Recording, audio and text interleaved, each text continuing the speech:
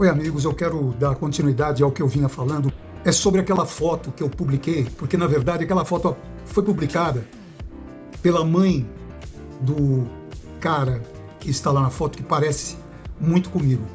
E eu republiquei isso e causou realmente uma confusão muito grande. 99,9% das pessoas disseram que aquela foto sou eu. Ninguém falou o contrário. Apenas quem conhecia o modelo da foto. E eu, no Instagram, no post que eu fiz no Instagram passado, eu falei o nome dessa pessoa, que é o Afonsinho. Por incrível que pareça, eu não conhecia esse cara da foto. Tudo aconteceu porque ele teve um acidente imprevisível e faleceu. Então agora eu começo essa parte, que eu chamei de capítulo 2, o chamado de Zuzu. Quem é Zuzu? Zuzu é a mãe do Afonso e do Maurício, que é irmão gêmeo dele. A Zuzu, a Zuleiquinha, ela passou a me procurar. Eu não sei como ela descobriu, mas se descobre. O meu telefone. E eu, que estava numa fase muito ativa da minha carreira, eu vivia correndo para lá e para cá, de TV em TV, de show em show. Era uma loucura a minha vida. E aí tinha aquelas secretárias eletrônicas, né? Deixava uma secretária eletrônica: oi, você ligou para o Dudu França, por favor, deixe o seu recado e tal. E quando eu voltava dos compromissos de viagem, aí eu achava uma voz de alguém falando: meu filho, Dudu, eu perdi o meu filho num acidente. E ele era exatamente igual a você. Quando eu te vejo nos programas de televisão, eu sinto que é como se fosse ele. Como se fosse o meu Afonsinho.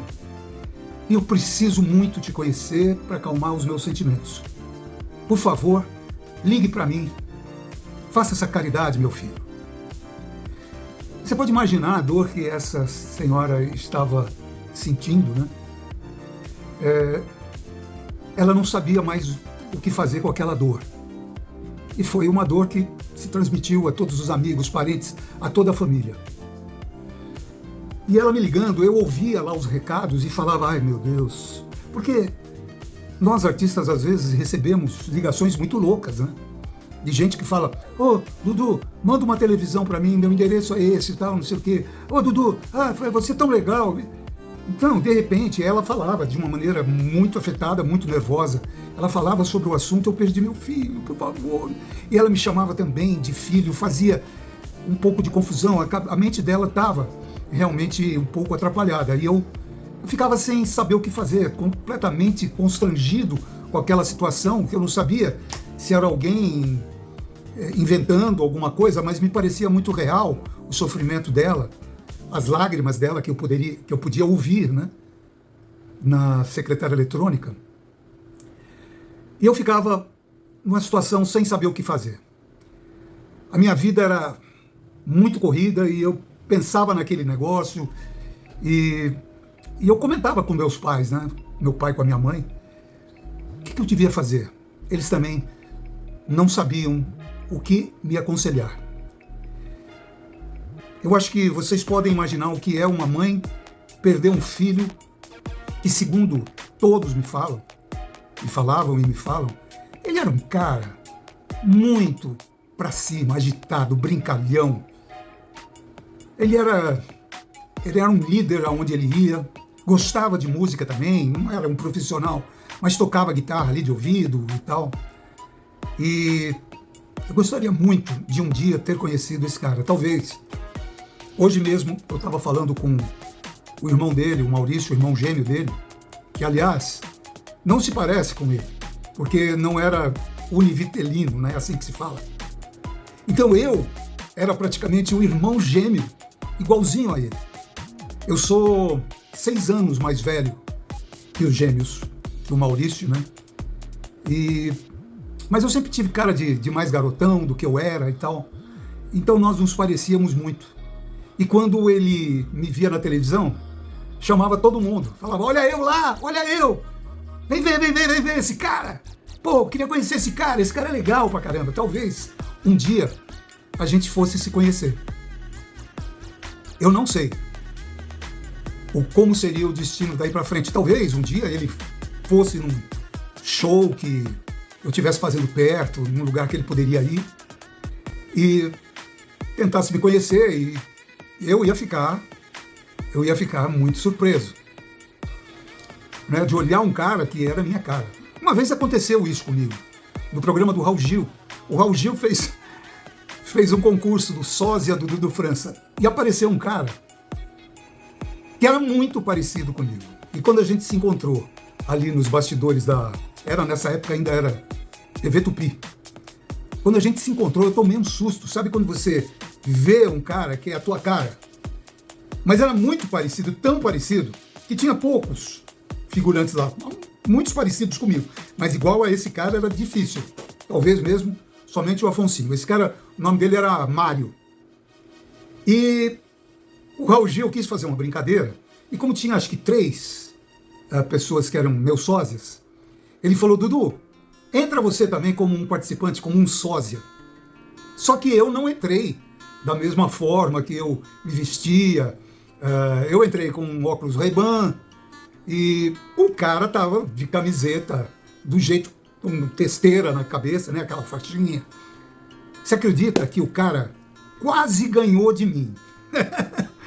Chegou no final, ele estava sendo eleito mesmo, o cara mais parecido com o Dudu França do que eu mesmo. Mas alguém dos jurados falando: não, peraí, esse cara que tá aí, ele é o próprio Dudu França. E aí melou um pouco o concurso, né? Mas sei lá, houve prêmios lá e tudo bem. E esse cara eu passei a conhecer. Ele morava em Jundiaí, eu morava em São Paulo e tal, e eu passei a conhecer esse cara. O nome dele era Mário.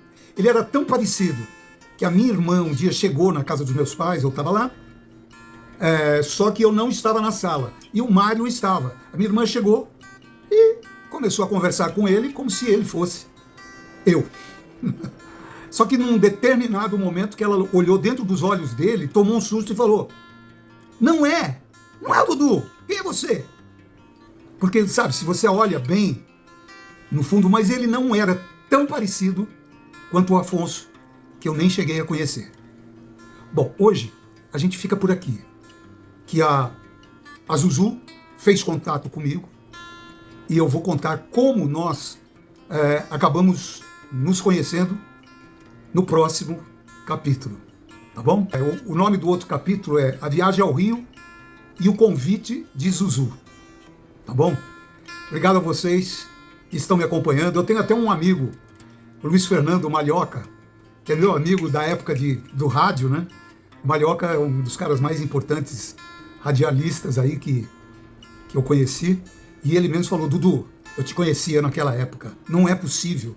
Eu olho o semblante dele, o olhar, essa parte daqui, é perfeito. Não que eu desacredite de você, mas vai ser duro, cara, explicar essa situação. Então, muita gente aí escrevendo: o Buza Ferraz, que diziam que era parecido comigo, o Signorelli, o ator Signorelli também, e tinha várias pessoas, falaram também do Barão Vermelho. Muito obrigado. Continuem orando pela minha filha Luna França, essa cantora maravilhosa, que aconteceu esse problema com ela lá em Olinda, na quarta-feira de cinzas, o mesmo dia que eu estava sendo operado, fazendo uma cirurgia também, que eu tive um problema lá de hemorragia, poderia ter morrido, e quando eu estava ali no hospital me recuperando, fiquei sabendo que a minha filha tinha tomado um tiro na perna. Que coisa horrorosa.